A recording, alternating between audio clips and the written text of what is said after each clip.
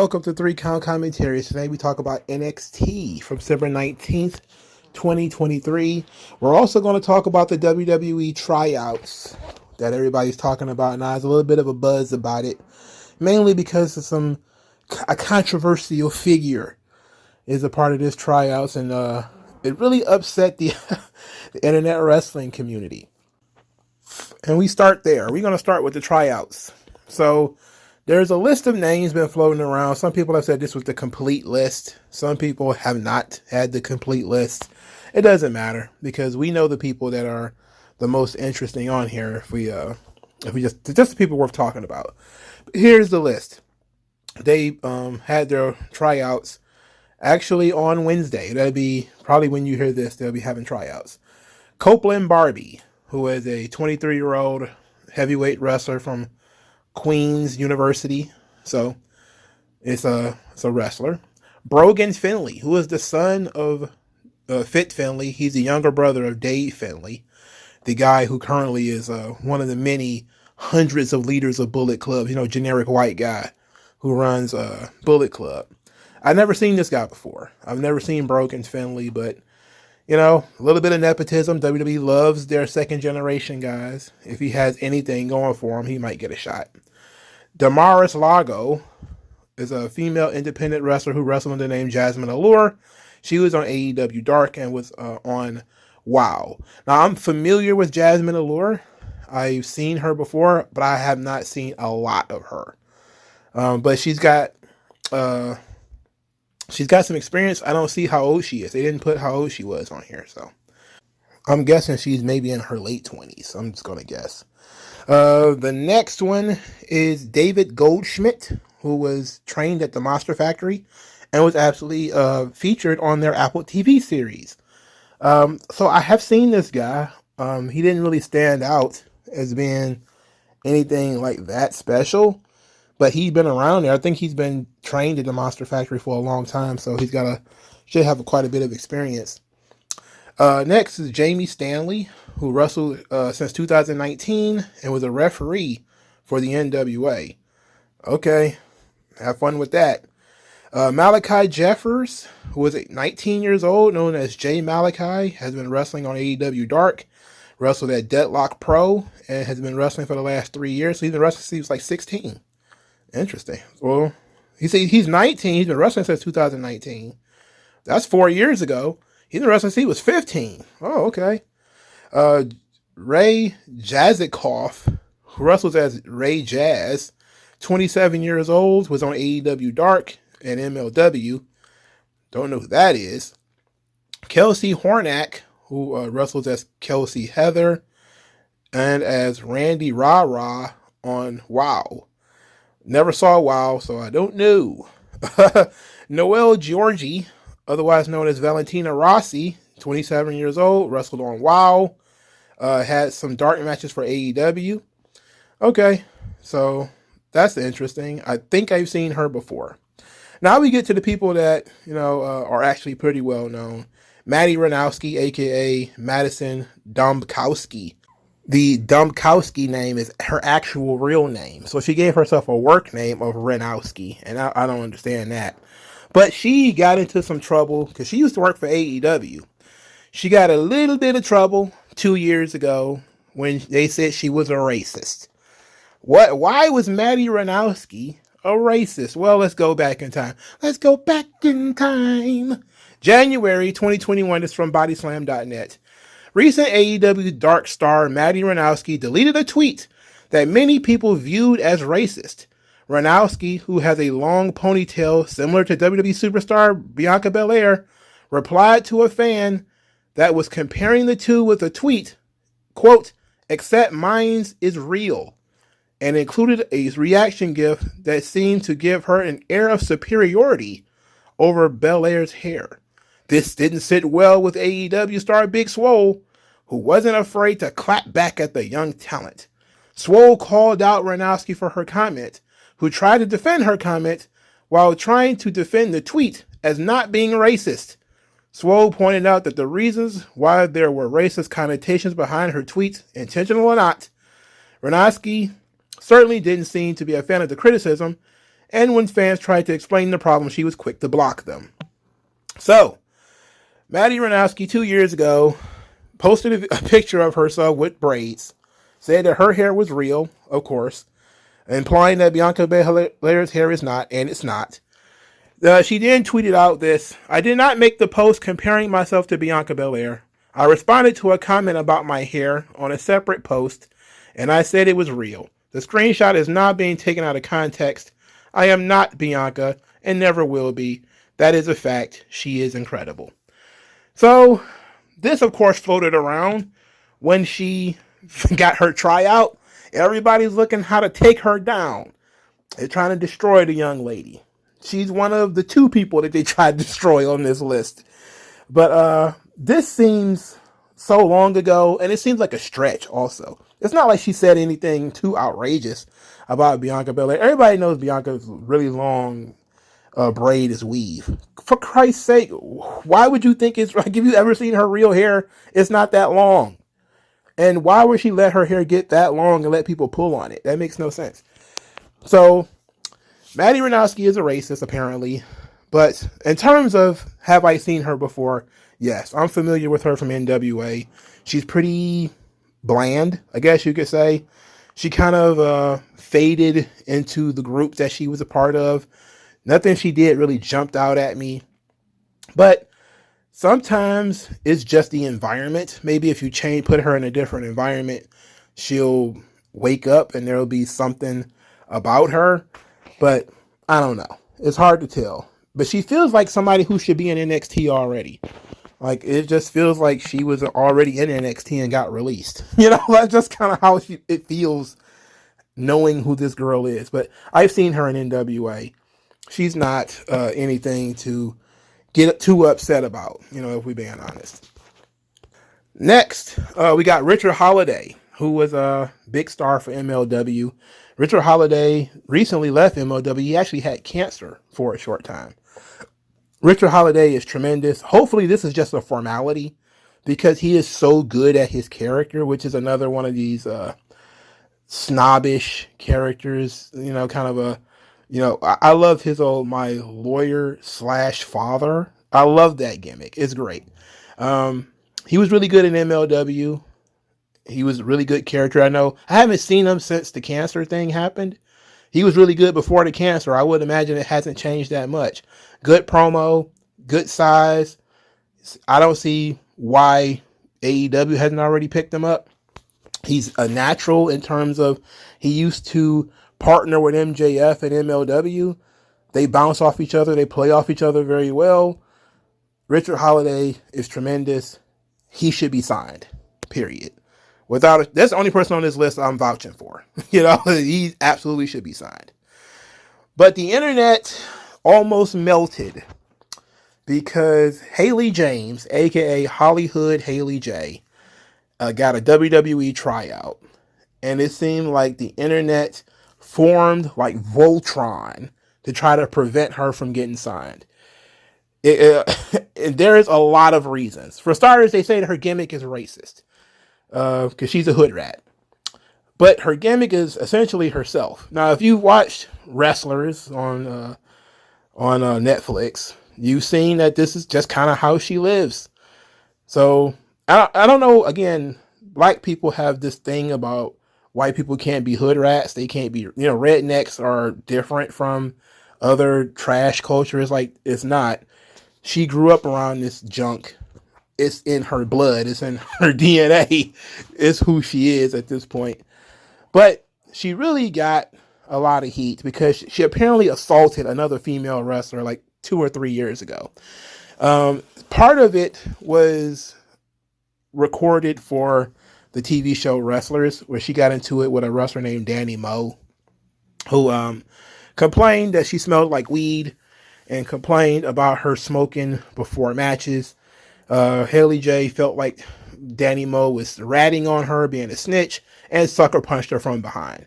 Then, of course, her and her crazy boyfriend, Eric Darkstorm, decided they were going to make threats to Danny Moe. And Danny Moe wrote up this incredibly long screed from 2022, when apparently this occurred, which would have been around the same time that Netflix was recording, because the conversation was had in like the first 2 episodes about people smoking weed before their matches. Of course, Haley J continues to smoke weed before her matches. She's just a nutcase. In any event, because she's crazy and because people think that her gimmick is racist, they do not want her getting signed by WWE. There's just a lot of hatred. And as usual, the hatred comes when you're growing in stature. It's like, it almost always seems that in the United States, especially in recent years, the moment you're about to have your big breakthrough, that's when all of a sudden, all the things that you have ever done in the past starts getting brought up. Like Tessa Blanchard. Nobody had any problems with Tessa Blanchard until she was about to become the first woman to win the world title in Impact. Now all of a sudden, Tessa Blanchard's a bully. She's a racist. She's all this. She's all that. In a hopes to stop her from flourishing. It ended up working. She ended up getting that title, and her own attitude ended up sinking her ship later on. But it just seems like when you see a guy about to go on the Supreme Court, all of a sudden he's a racist. He's a rapist. A guy's running for president, and he's never been a racist before in his life. All of a sudden he's a racist. This kind of stuff just keeps happening. So it's hard to tell whether she is as bad as people say, or are the haters just out to get her? So it's hard to tell. But the idea that she's super immature is like, that's pretty clear. If you watch the documentary, you know how incredibly immature she really is. And she doesn't have an attitude that would lend her to do well in the WWE system, taking a lot of criticism, being benched, this kind of thing. It doesn't seem like it would fit her that well. Like, she's probably not ready for this system. But it's going to be interesting. It's going to be interesting. I would like for her to get signed just to see if she can adapt. She's very young. She's 23, I think. So she's a very young girl.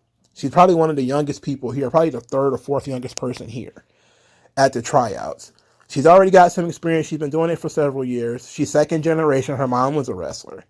So you got the idea that, there is some talent there in terms of Hollywood Haley J. Even as a gimmick, I like the gimmick. I like the character. They call her, the ghetto Marilyn Monroe.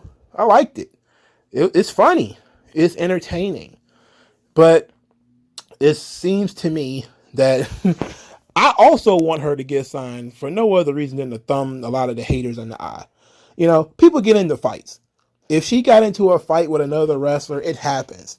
It's not the end of the world. You're watching wrestling. These guys are getting into fights literally all the time. It's a thing about the CM Punk and the Young Bucks thing. We spent months talking about grown men fighting. It's like, so what? Shit used to happen all the time. Now all of a sudden it's like a game. It's a deal breaker that you got into a fight with somebody. It's like, this shit happens all the time. It happens all the time in the real world. It happens all the time in every workplace. People get into fights. But I'm not going to go into any more detail over the Haley J. Danny Moe situation.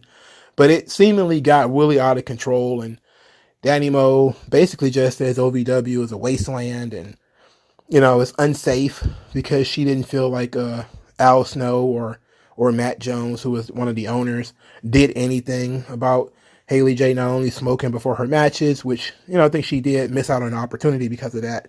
But she didn't do anything. They didn't do anything when she punched her, when her and her boyfriend was making threats, all this kind of stuff. And you know what?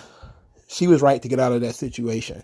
You needed to. It's an ugly situation, especially if she lives near the territory. You're probably better off just not going back. But it ought to be interesting what happens. We won't know, at least anytime soon, who's been signed and who isn't. But it's an interesting time going down there in the Performance Center. Hopefully, only person, again, I said I'm really pushing for is Richard Holiday. I think he's got it all necessary to be a star, at least in terms of his ability to speak. He's good at promos. Sign him. I don't know who did the recruiting, but whoever brought in Richard Holiday is a smart guy. All right, let's get into NXT finally. Okie dokie. Becky Lynch, she started the show. She had a poem where she did a lot of rhyming of the girls' names. I don't know why she did that. Then she called Tiffany Stratton an idiot and an arsehole. Tiffany Stratton said that her rematch was not optional and that she wants a rematch tonight. Once Becky Lynch was like, really? And she was like, nope, I want the rematch at No Mercy. Later, she said that these losers, meaning these fans, they cheered me until you came along, which was hilarious. Becky says that she's seen people like Tiffany Stratton come through these doors before. They get everything handed to them, and then they get entitled. And said this NXT is like the one she grew up with. This is the NXT where if you're hungry, if you're passionate, you can make it. And you lost your championship to me, not because you're not good, but because I wanted it more than you. Tiffany Stratton responds by saying that she should be thanked for Becky Lynch's return. Otherwise, she'd be going to the old folks' home looking for more old people to beat up for clout. So they decided to go back and forth. Becky Lynch decided, hey, you can't joust with me verbally, so we're going to fight. And she ended up attacking Tiffany Stratton. This led to Kiana James coming out there and helping Tiffany Stratton. And the two of them are then chased off by Becky Lynch in a steel chair. We spend the rest of the night with Becky Lynch pacing in her locker room with various people. Well, Roxanne Perez offering to be her partner, but Roxanne Perez was beat up. So she said, I'll handle it. Becky Lynch wanted to fight them 2-on-1, that seemed like a plan. Tiffany Stratton and Kiana James, they find in common ground by, neither one of them likes Becky Lynch, and they're both about their business, and they'll deal with who's going to become the women's champion later, but right now they need to eliminate Becky Lynch. So they attack Becky Lynch during the main event, because the women got to main event again. Interesting. Lyra Valkyria came out there, helped Becky Lynch. Now, they did set this up the previous week by having Becky Lynch and Lyra Valkyria go back to the old country. And they're friends, and Lyra Valkyria is making everyone proud. And she continues to make everyone proud by pinning Kiana James. So Becky Lynch and Lyra Valkyria win the match. Afterwards, Tiffany Stratton attacked with a chair, hit Lyra Valkyria, hit Becky Lynch with the chair. Hit Becky Lynch with the chair, I think 2 or 3 times. And then left the ring. Becky Lynch then challenged Tiffany Stratton to an Extreme Rules match at No Mercy. So not only did they set up the rematch, they upped the ante to a no disqualification match. And this is sort of the main story going into No Mercy now. I'm okay with this. Interestingly enough, the Becky Lynch train is starting to roll along. Everybody, after I had my meltdown about Natalya, which I don't apologize for. Natalya is easily one of the worst. I was then told that the proper opponent was supposed to be Tegan Nox. Oh, Mongo. WWE put Natalya in that spot. It was supposed to be Tegan Nox. Becky Lynch wanted it to be Tegan Nox. And you know what? I don't like Tegan Nox either. I don't like her. Now, do I like her more than Natalya? Well, I would like a snake to bite my ball sack more than I like Natalya. So, sure, if you'd have had Tegan Nox versus Becky Lynch, I would have been fine with that, because I haven't seen Tegan Nox a lot. I would have been fine with that. But then again, I forgot Tegan Nox was even on the roster. Send her ass back to NXT. I don't see why she didn't put her back in NXT. But whatever. Hopefully, everybody who is excited for Tegan Nox and Becky Lynch will get that match at some point, I guess. Do your thing. But No Mercy, Tiffany Stratton, Becky Lynch. I like it. This is fine. Tiffany Stratton's still not a good promo. She's got to work on it. That's why I think it's better for her to not be the champion and to be in this position. Now she's going to be forced through a battery of promos with Becky Lynch to become a better promo. And this is actually good for her. We already see what she can do in the ring. She's got to get good on the stick.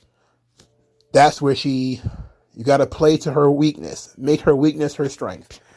All right, next, we got Tony D'Angelo and Stacks. They're trying to figure out who their opponents are going to be. And they say, we're just going to let them all fight it out. Okay, so the various teams are probably going to have some kind of fatal four-way or whatever. We haven't gotten to that point. One of the tag teams is Lucien and Bronco. I think these are two different guys. The big guys who hang out with Reggie, a.k.a. Scripps. These guys were shooting dice. Now, let me tell you, I grew up in the hood, 35, 40 years in the hood, all right? If there's one thing about the hood that I don't mess around with, it's dice games, all right? I do not participate in dice games. I don't even want to watch a dice game. Why? Dice games always end in violence. Always. If you got any money, it's definitely ended in violence. So I'm certainly not participating in any dice games, all right? I was shocked. I clutched my pearls at the idea that these guys were shooting dice on NXT. In an alley, no less. I'm like, and nobody died. I'm like, no dice games for me, brother. No dice games for me. I'm not hanging around that. No way. Dice games get robbed. People pop up and nope, not me. Anyway, they were talking about how they get along because they're all hustlers and all this kind of stuff. They get it out of the mud. I think that's what they call in their clique now. OTM, it means for out the mud. Okay. Reggie comes, even though Reggie is a gangbanger, like a legit gangbanger, people would have lived or leaned, I should say, into his Cirque du Soleil background for so much that it doesn't come across as legitimate. Like it comes across like a guy who's trying to be hood rather than a guy who is hood just being hood. And I think that's because he probably been outside of it for so long. But, he was a real gangbanger, y'all. He just happened to quit. He quit the gang to join the circus. It saved his life. I mean, it's a true story. It's a true story. Anyway, Ilya Dragunov talked about beating up Carmelo Hayes and winning the title. Because that's what he said he's going to finish what he started. He ends up doing commentary for Carmelo Hayes versus Dominic Mysterio. Dominic Mysterio had a busy evening. For starters, he walked up to Trick Williams to try to recruit Trick Williams into Judgment Day. I don't know why all of a sudden, the Judgment Day have become the Jehovah's Witnesses of WWE. That they just walk around with brochures, join the Judgment Day. Hey, you should join Judgment Day. Está bien. It's us Judgment Day. Or whatever the hell, I don't know why. Why are they always trying to get people to join Judgment Day? People who don't even fit. They're trying to get Trick Williams in the Judgment Day. Trick Williams don't wear that much leather. Anyway, Trick Williams don't want no part of Judgment Day. Dominic Mysterio was talking about, I know what it's like to be in somebody's shadow. Trick Williams denied being in anybody's shadow. Interesting storyline here, but Trick Williams wasn't having it. So the match was champion versus champion. This was not the main event. Dominic Mysterio versus Carmelo Hayes. Now, when it wasn't the main event, for starters, I knew it wouldn't be because Becky is wrestling on the show. Second, I knew it was a disqualification. And then when I saw Ilya Dragunov at the commentary booth, I knew it was going to happen. And exactly what happened. They bumped into him. Dominic then smacked him. He jumped in the ring. Well, he breathed fire first. Like his head turned into a goddamn raspberry. And then he jumped in the ring and started beating both of them up. So the match of the disqualification got thrown out. And so Carmelo Hayes wants to put pen to paper next week to fight Ilya Dragunov at the pay-per-view. Meanwhile, Dominic Mysterio got laid out by Dragon Lee. And Mustafa Ali cut a promo, infuriated that Dragon Lee is going to get a title match before him because he beat Dragon Lee to be the number one contender, and he's got a point. How did WWE just decide to give Dragon Lee a random title shot on Raw while saying, you still gonna get your title shot at No Mercy though? Come on. So Mustafa Ali says he's tired of both of these guys. He's tired of Dominic Mysterio. He's a convict. Dragon Lee is a manipulator and a liar. He's going to deal with both of them on Monday Night Raw. So you know what that means. He's about to go to Monday Night Raw, interfere with that match, and make it a triple threat match. WWE and their goddamn tropes and cliches. I wish for 1 second that they would sit down and listen to me. And I would tell them, if you ever get the tingling in you start, getting that tingling in you, and you're about to do something that you've done a million times, like the guys on commentary, so we're going to go hit him. Oh, this is a triple threat match, so we're going to let this guy hit his finisher, and then we're going to throw him over the top rope. Kick yourself in the balls so you won't do it. Okay? Because we all see that shit coming. It's every single time, by the way. We see it coming. Do something else. All right? Be creative. All right? That's literally your goddamn job. So Mustafa Ali is about to go make this match a triple threat match, and I'm unhappy about that. So, whatever.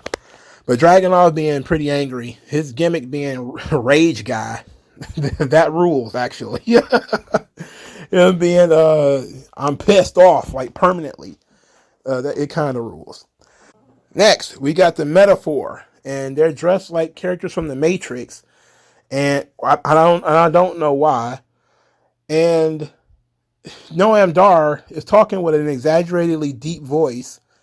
I don't know why he's doing that either. I'm not sure what's going on with that gimmick and why they're doing it.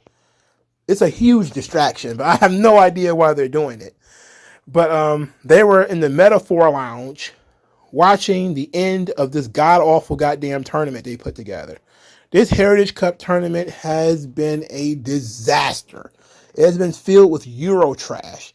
And if we being honest, it's been the one thing on the last couple of episodes of NXT that's been weighing this show down. I cannot take all of this Euro trash on this show. It's too much. All right? It's too much. Let's try to get through this pretty quickly. Butch defeated Tyler Bate. That cockeyed half-wit coward Shawn Michaels refused to turn Tyler Bate heel. Instead, they had Butch and Tyler Bate wrestle an 11-minute match before Butch wins with the bitter end. So Butch wins Block A. Great. So now we had to figure out who wins Block B. So if Joe Coffey would have defeated Duke Hudson, he would have won Block B. But he didn't. Duke Hudson won. And he won with a roll-up. This led there to be a three-way tie between Duke Hudson, Joe Coffey, and Nathan Fraser. And because it's a three-way tie, they had to have a three-way match. A triple threat match to decide who wins the block. So they have the triple threat match, and it was exactly what I said it was. Nathan Fraser hits his Phoenix Splash, and he gets thrown over the top rope, because of course he does. And he disappears into the ether, because of course he does. And then Joe Coffey pins Duke Hudson to win the triple threat match. Listen here. If Joe Coffey was going to win the tournament, he should have just beat Duke Hudson. Why did you go through the trouble of 50-50 booking this? Why did he lose to Duke Hudson just to beat Duke Hudson later? Am I the only one here that's looking at this and saying it's retarded? You could have saved us. You could have literally put on something else. You've mired this show in Euro trash. Nobody cares about any of these people. And you put them on the show twice. You could have literally put anybody else in this spot. For Christ's sake. Come on. So Joe Coffey wins the Block B. So it's Joe Coffey and Butch next week. The winner of that match will wrestle Noam Dar at Payback. at No Mercy. So it's more than likely going to be Butch versus Noam Dar. So it's probably going to be 3 or 4 main roster talents on the No Mercy card, with Becky Lynch being the main eventer, then probably Mustafa Ali and Dominic Mysterio and Butch.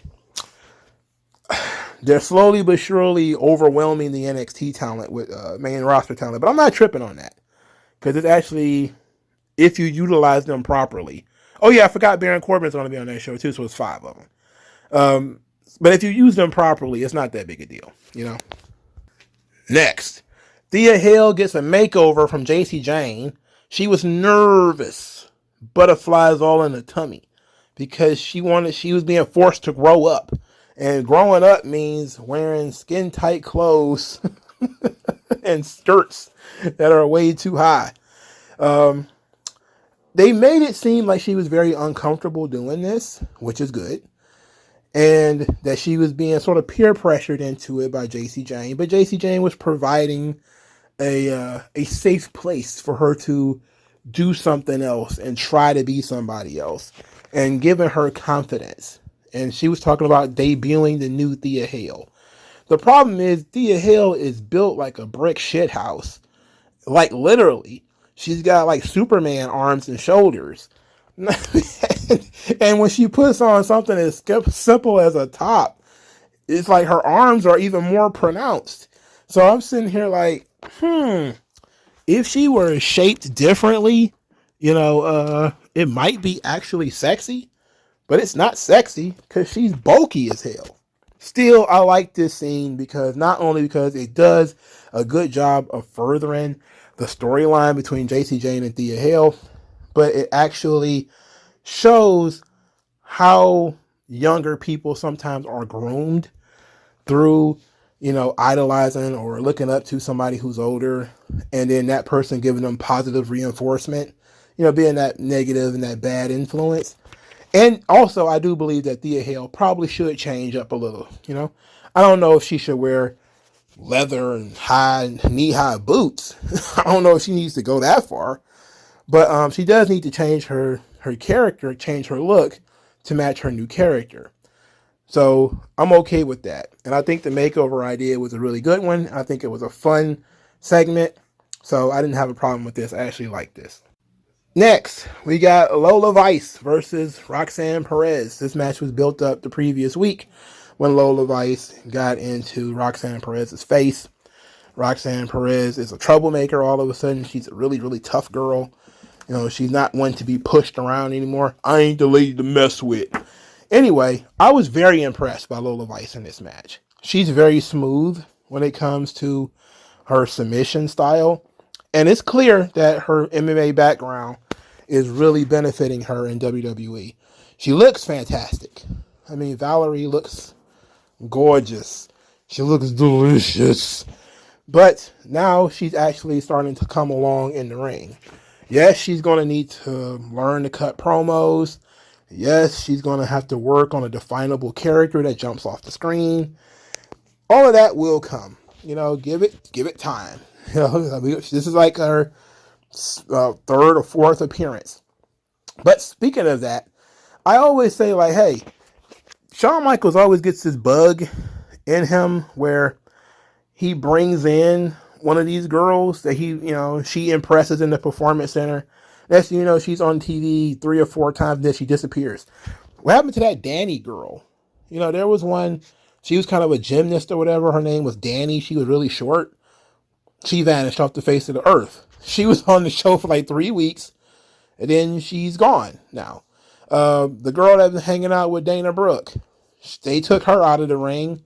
She's gone now. It's like, okay, she was doing something. At least so Ruka, you have she was injured, But for some reason, they keep bringing in some of these other girls, giving them a little bit of a run, giving you a taste of what they can do, and then snatching them off TV.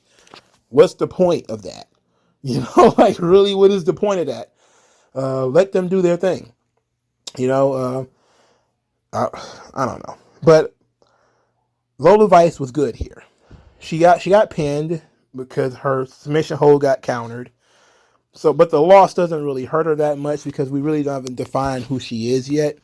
But we do see that she's tough and that she's skilled and she's bad in the motherfucker. You know what I mean? So Lola Vice is going to be something in the future. She's going to be very good.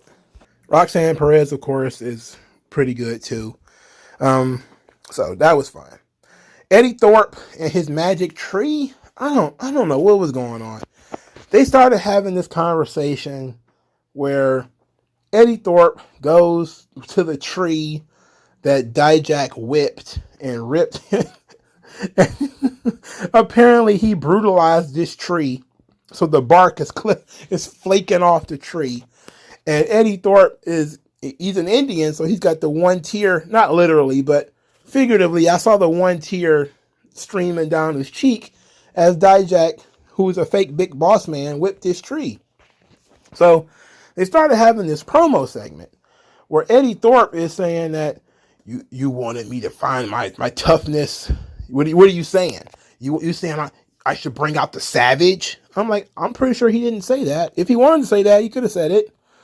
And then he starts talking about how maybe he's got a little bit of savage built deep down in him, and he's going to bring that savage to the forefront. And he turns the tree bark into a whip or a strap, and then challenged Dijak to a strap match next week. Bruh, if they don't... Eddie Thorpe was trained by New Japan Pro Wrestling. This guy, he's a bomb. All right? I don't think it's working out. I don't know. I'm still going to give him some time. It's been less than a year, so I'm not going to be like, look, just trying to cut bait on him. But when it comes to the amount of time we're giving to people, probably should give time to people who can get over a little bit quicker than Eddie Thorpe, because he's not over. And it doesn't look like he's getting over anytime soon. I mean, Javier Bernal, who apparently is getting married, I think he's Tatum Paxley's boyfriend. He got over pretty quickly with the big body Javi stuff. And he was another one, right? Much like the girls, they had him on TV for a couple of weeks. It was finally starting to, find something, and then they snatched him off TV. And he's been off TV since he got powerbombed through a table or something like that. Why? Why? I would rather big body Javi be in this situation than Dijak or Eddie Thorpe. For Christ's sake, Dijak and Eddie Thorpe, they suck. But they're going to have a strap match, so, hopefully only one of them survives. But unfortunately, I'm pretty sure they both will, which sucks. That's really sad. It's really sad that I have to say that. All right, so the last segment that we're going to discuss is Fallon Henley getting chewed out by Josh Briggs because she vouched for Miles Bourne, and Miles Bourne was a traitor. He bit them in the ass and cost them the 6-person tag last week. And Fallon Henley was like, oh, he's a good guy. He's just in a bad situation. I'm like, oh, what an excuse that is. So Josh Briggs starts yelling at her because she's an idiot, rightfully so. And their bickering wakes up Big Bad Baron Corbin, who tells him to shut up and to keep it down so he can enjoy his massage. In which Josh Briggs made fun of him for even getting a massage. And it seems like they're going to have a match. And I'm telling you, brother, I don't think that match is going to make the top matches of the year. I just don't see it coming. It might be interesting, but it ain't going to be nobody's favorite match. I can tell you that much. But they're not doing a lot with Baron Corbin on here.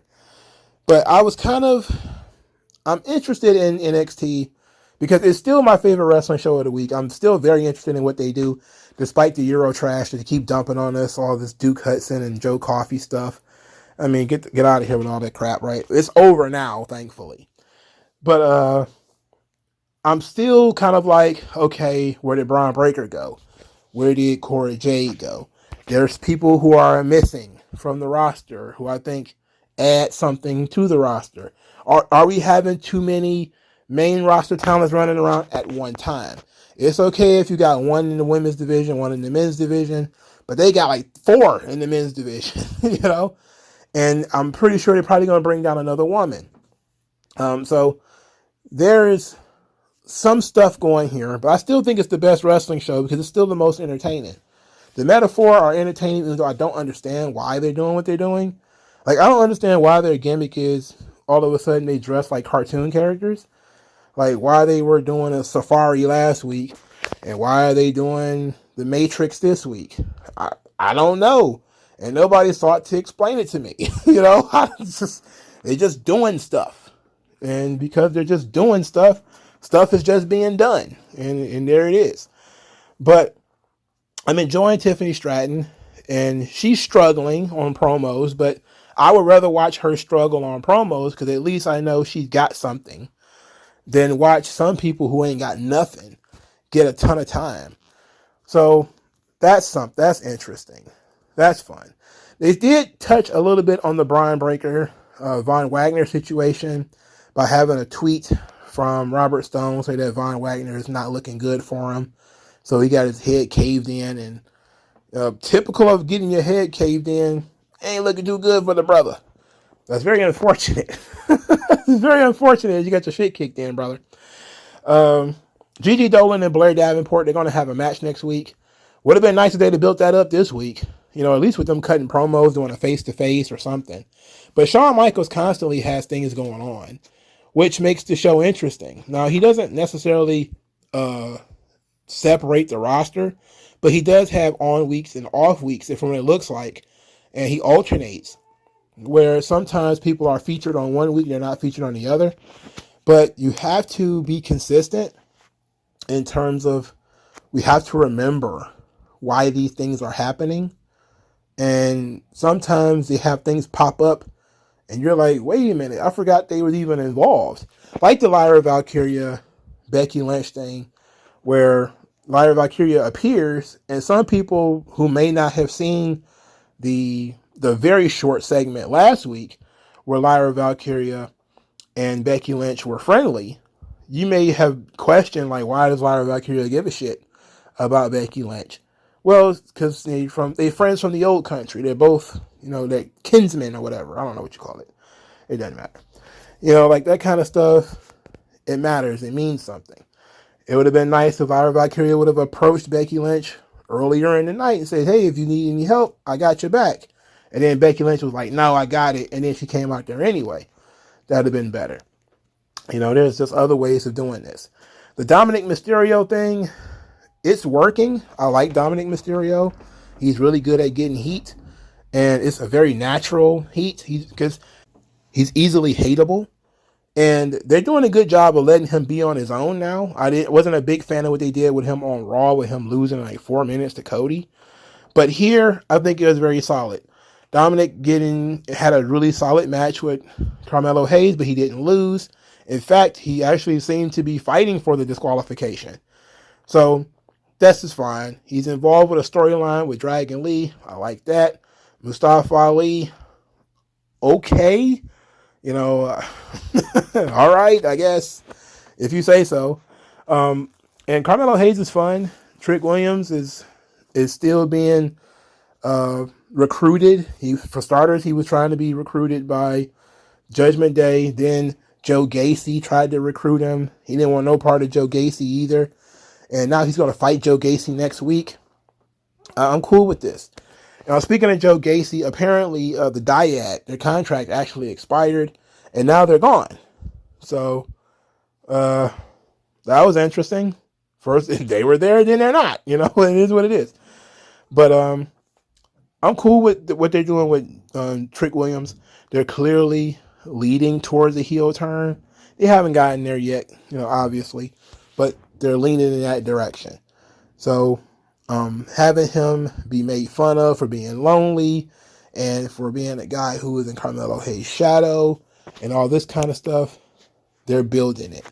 They're building it, and you see week by week a little bit of doubt in Trick Williams' mind, especially as, Carmelo Hayes doesn't ask him for help as he's getting beat up by, Dragunov and all these guys. So it ought to be very interesting what they're doing there. So there's still some interesting stuff on NXT. I don't hate the show. But the matches, I have a hard time getting involved with because there are people just having matches with no storyline attached to them. And I don't give a shit how many times I've watched Pete Dunne and Tyler Bate. I just don't care. It's just work rate shit. Duke Hudson and Joe Coffey is work rate shit. That triple threat match was just work rate shit. I didn't care about none of that stuff, And it's unfortunate because I wanted to, but I don't. And then when you have the champion dressed like a goofball, like a school shooter, up there on the balcony, it's just, and there's no reason why that's happening. So we're just kind of like, look, I don't know. I'm just going to throw my hands up. And you guys figure it out and let me know. But NXT is still a solid show. Becky Lynch is the star now for some reason. But she's doing good work with Tiffany Stratton. They work in the house show loop. They're going to work this No Mercy match. Hopefully, Tiffany Stratton's promos get infinitely better in this time.